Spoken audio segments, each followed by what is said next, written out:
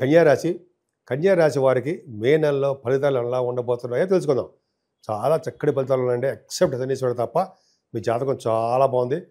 మీకు ఫైనాన్షియల్గా అంటే ఆర్థికంగా ధన ప్రాప్తి కలగబోతోంది.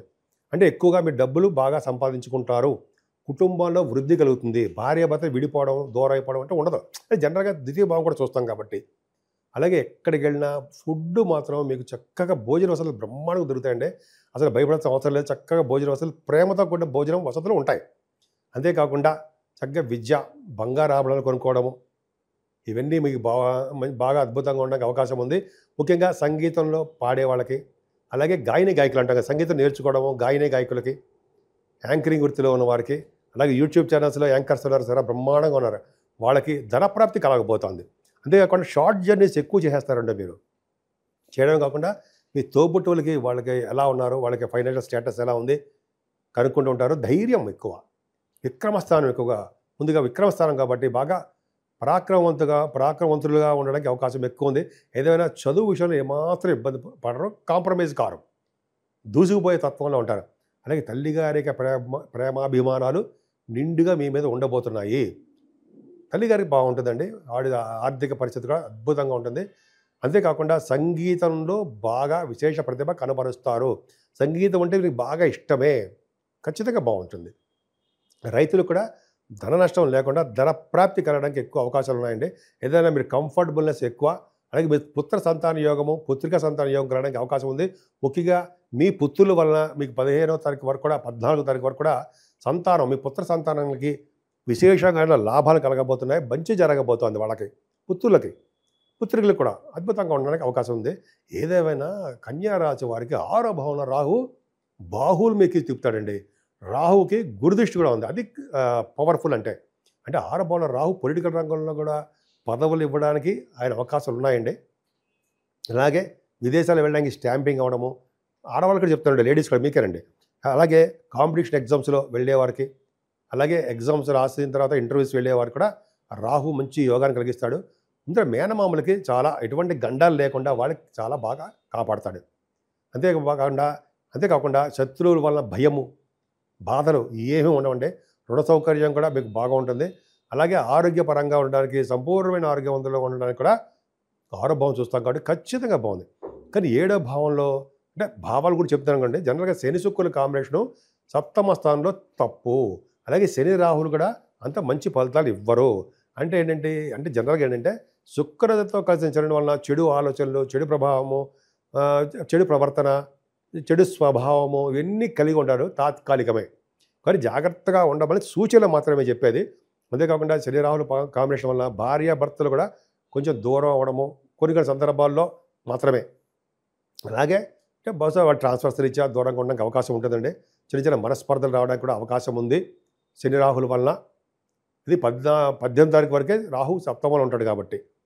సో సప్తమంలో మళ్ళీ శనీశ్వరుడు సప్తమంలో ఉండడం వల్ల అన్యగృహ భక్షణ, శారీరక శ్రమ. అన్యగృహ భక్షణ అంటే మీరు వేరే గృహాల్లో ఉండి భుజించవలసి వస్తుంది. దేశ సంచారం అంటే విదేశాలకు వెళ్ళడానికి అవకాశం ఉంటుంది. అలాగే మీరు చేస్తున్నటువంటి ప్రతి పనిలోనూ కష్టపడి పనిచేయవలసి వస్తుంటుంది. రవి బుధులు అష్టమంలో ఉన్నారు సరే, గ్రేట్. ఎవరికైతే అష్టమంలో రవి బుధులు ఉన్నారంటే వాళ్ళకి దీర్ఘాయుష్వంతులుగా ఉంటారు. దీర్ఘాయుష్వంతులుగాను బాగా ఉంటారండి మీరు.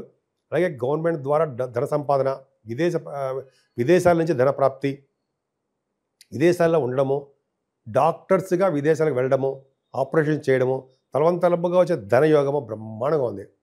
రఘుబుద్ధులు చాలా బ్రహ్మాండంగా ఉన్నారండి. మీ కన్యా రాశి వారికి సూపర్. పైగా గురుడు కూడా భాగ్యంలో 14వ తారీఖు వరకు ఉన్నాడు. 14వ తారీఖు వరకు భాగ్యంలో ఉన్న గురుడు ఉన్నాడంటే సరస్వతీ నది పుష్కర స్నానాలు చేయించడానికి ఆయనే కారకుడు అవుతాడు.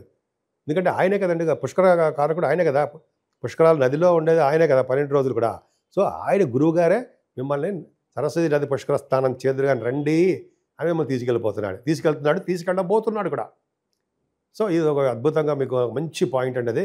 అంతేకాకుండా వేదశాస్త్రం కోవిదులకి, ఆగమశాస్త్ర పండితులకి కూడా ఈ భాగ్యస్థానంలో ఉన్న గురుడు విశేషమైన సంపదలు ఇవ్వడానికి అవకాశం ఉందండి.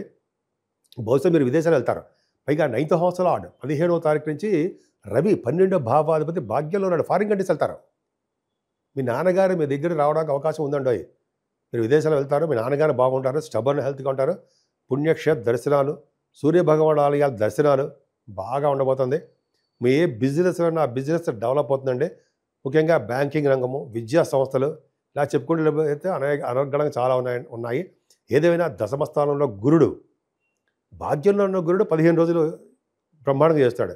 ఈ 15వ తారీఖు నుంచి కూడా ఒక సంవత్సరం పాటు దశమ స్థానంలో గురుడు వస్తాడు. దశమ స్థానంలో గురుడు మంచి చేస్తాడండి. అంటే దశమ స్థానంలో గురుడు ఏం చేస్తాడంటే ఈ పొలిటికల్ రంగంలో ఉన్న వాళ్ళకి మంచి చేస్తుంటాడు.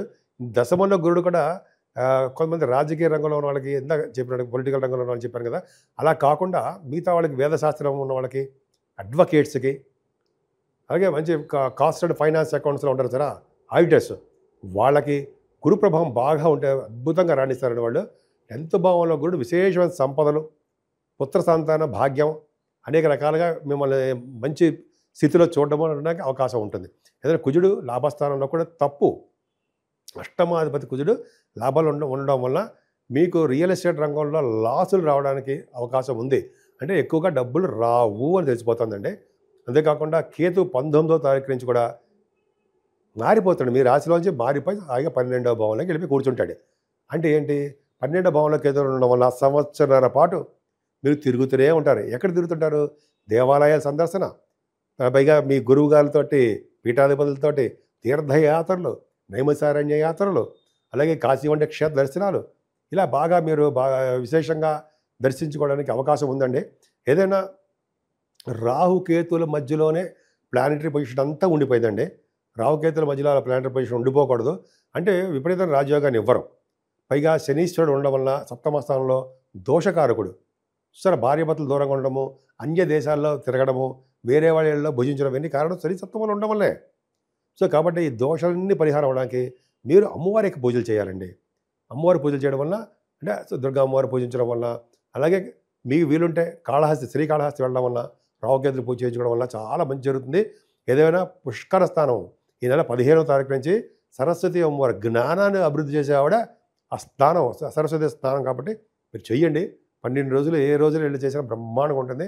మీకు ఖచ్చితంగా మీ కన్యారాశులకు ఉంది, వెళ్తారు, గురుడే తీసుకెళ్తాడు మిమ్మల్ని.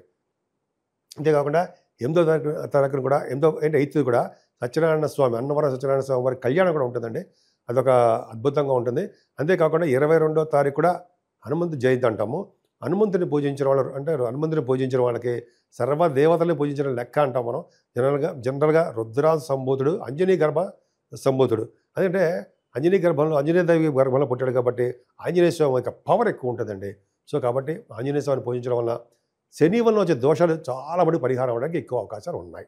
ఇప్పుడు మనం 12 రాసుల వారికి ఆచరించదగ్గ పూజలు ఏంటి, అదే వాళ్ళకి రెమెడీస్ ఏంటి, ఏం చేస్తే బాగుంటుంది, ఏ దేవుడు పూజ చేస్తే బాగుంటుంది, ఎలా మనం బాగుపడతాం, రాహు వలన, కేతు వలన, శనీశ్వరుల వలన, అలా కాసరప దోషం వలన అసలు మనం ఎలా బయటపడతాం, మనకి మంచి ఎలా జరుగుతుంది, ఏం చేస్తే బాగుంటుంది అని ఇప్పుడు తెలుసుకుందామండి.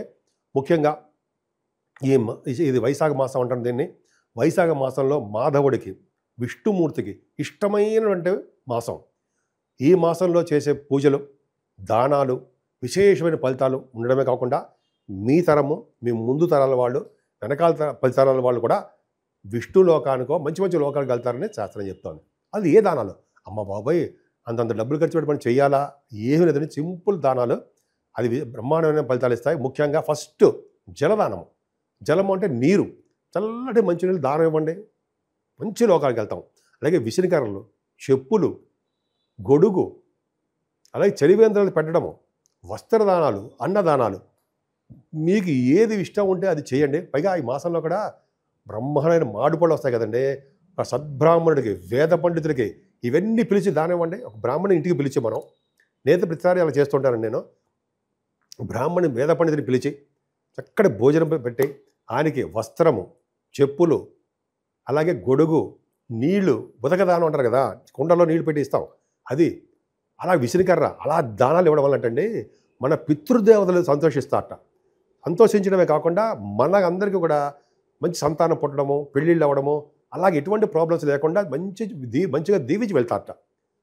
అదే కాకుండా చాలా పుణ్యఫలం బాగా వస్తుందండి.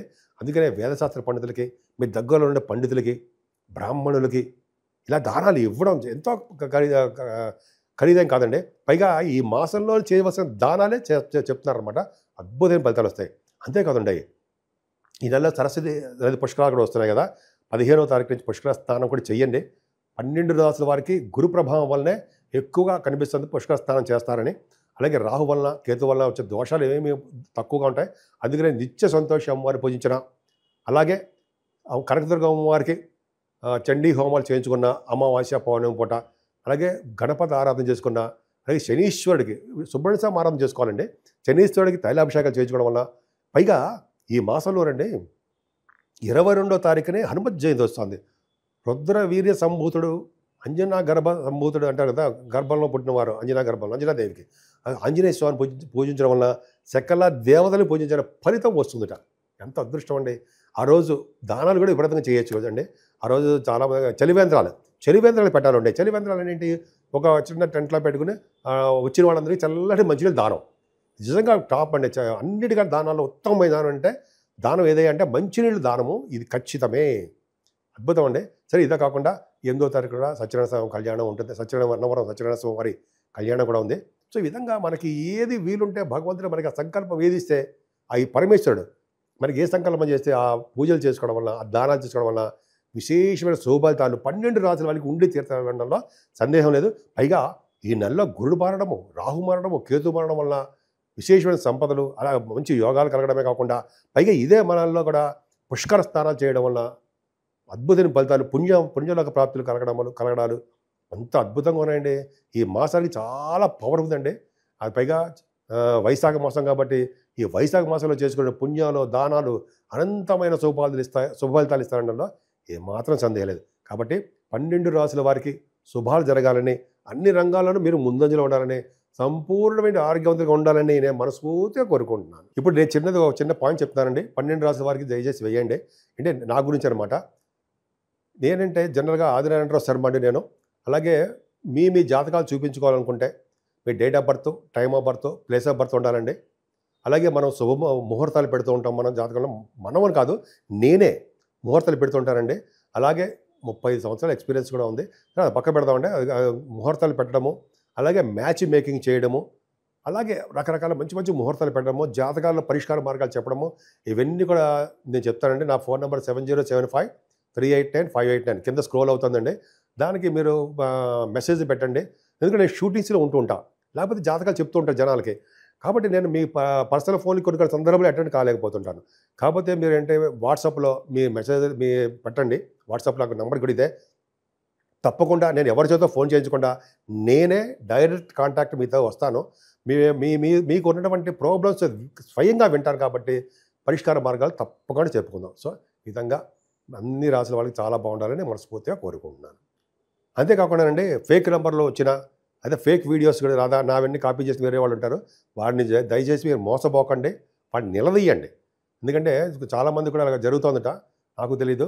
సో నేనే మన ఆది ఆశ్రయం తప్ప ఎక్కడెవరు చెప్పరండి. ఎవరికి కూడా నేను ఇవ్వలేదు. కాబట్టి మన ఆది ఆశ్రయం తరపున మనమే చేస్తాం తప్ప వేరే వాళ్ళకి ఇచ్చాము, మాకు పంపించండి అని ఫేక్ వీడియోలు, ఫేక్ కాల్స్ వస్తుంటాయి. దయచేసి నమ్మద్దని నా ప్రార్థన.